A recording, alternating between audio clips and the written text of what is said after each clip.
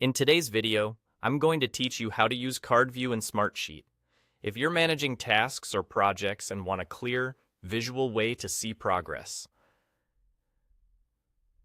Card View is a great alternative to the standard grid. It shows each row from your sheet as a tidy card, so you can quickly scan what matters without digging through columns. Start by opening your sheet. At the very top of the screen, look for the View selector, the drop-down that displays the name of the view you're currently using.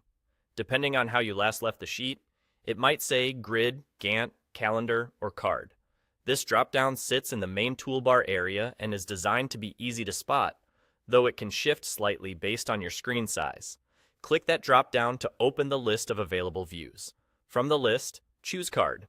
As soon as you select it, your sheet switches into Card View. There's nothing else you need to do.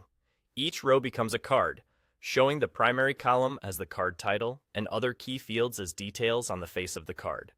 This format is particularly helpful when you want a quick understanding of who's doing what the status is, and what's coming next, without scanning across a wide table.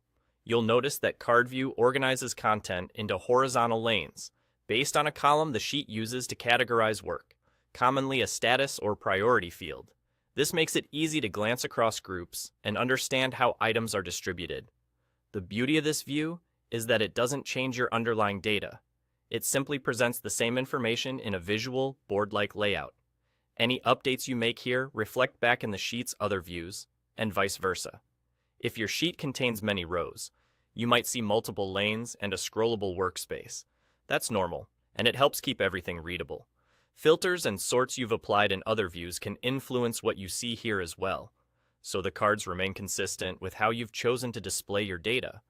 Card View is ideal when you want at-a-glance clarity, especially for task assignment and status tracking. It keeps key fields front and center and reduces the noise of extra columns you don't need right now.